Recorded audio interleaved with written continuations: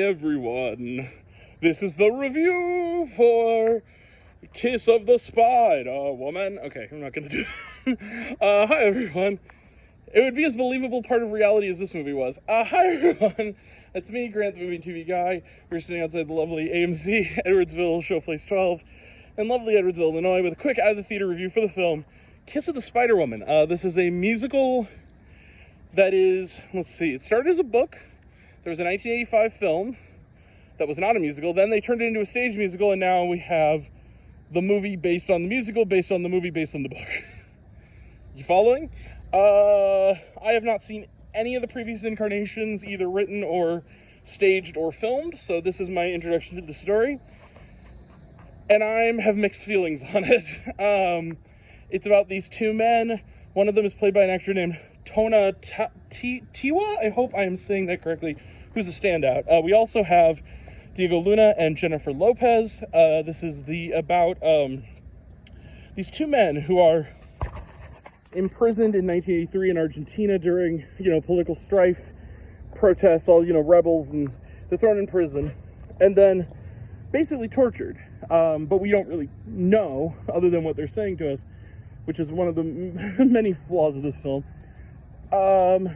Diego Luna is harder and more cynical. Tona Toa is, openly gay, loves movies, and in order to deal with the drudgery, he describes to his cellmate the Kiss of the Spider Woman, and then we transmit his favorite movie, and then we transmit into the aspect ratio changes, and it's a full-blown MGM musical with Jennifer Lopez. And I understand the point this movie's trying to make, the idea that fantasy is an escape from reality. Let me just get to the things that work first. The performances. I think all three lead performances are terrific, especially Tona Toa. I believe that's his name. I apologize again. I think the filmmaking by Bill Condon, who's a very good director, he did Dreamgirls as well, looks really good. The production design and the musical numbers are solid. Now here's the biggest issue. I'm going to steal a line from my buddy Alonso Duralde, which is, he did this line about how there's a cupcake, right? You have a cupcake, and you put sprinkles and whipped cream and, cookie crumbles and, sparklers on top and everything else.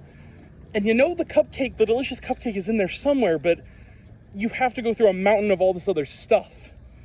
That's how I felt about Kiss of the Spider Woman. I felt like there's beautiful things in it, there's beautiful scenes in it, there's beautiful performances in it, but the core is empty and hollow, which is a shame. And I think the biggest problem is Bill Condon, and right away, doesn't do a good enough job of showing the harsh reality of what it was like being in that prison. I think that the problem with this movie is, right away it feels artificial. And so when they go into the movie part of it, it doesn't feel like you're escaping reality into fantasy. You're escaping a slightly more normal fantasy into a bigger fantasy. It feels like we're in something that's capital B big already. And then we go into this other layer. And I think that's a problem because you're trying to feel like this movie within the movie is an escape for these two men. And it doesn't feel like it. It feels like it's their way of meeting cute, because they do eventually form, spoiler alert, not really, they do eventually form a bond that goes beyond friendship. It feels like it feels unearned though, because we never get a sense of the harshness, really, outside of a few moments, of what it's like inside of that prison. And also on the streets beforehand. So we never get a sense of what this is. I admire the way it's done. I like a lot of things in it. It's not a bad film by any means, but I can't quite recommend Kiss of the Spider Woman. It's a near miss for me. I was kind of frustrated with how much it didn't move me. And this should have been something easy. I love musicals. I love big, extravagant, capital C cinema movies like this. And it just kind of left me at a distance. I can't really quite describe it. I was ready to be the guy who said, I love this. I couldn't. It's just too bad. So I'm going to give it not a hard thumbs down. I'll give it a moderate thumbs down, kind of more like a thumb in the middle. Because I think there's things in this that are worth seeing. I just think that, as a whole, it doesn't quite come together. All right, that being said, though, those are my thoughts. Have you seen Kiss the Spider-Woman? Did you like it? Did you hate it? Did you like my take? Did you not like my take? Are you planning to see it? Are you not planning to see it? Comment below, let me know. We'll be back later for Tron Ares. We'll have a quick out-of-theater review for that. Tomorrow is Soul on Fire. We got even more to come this week.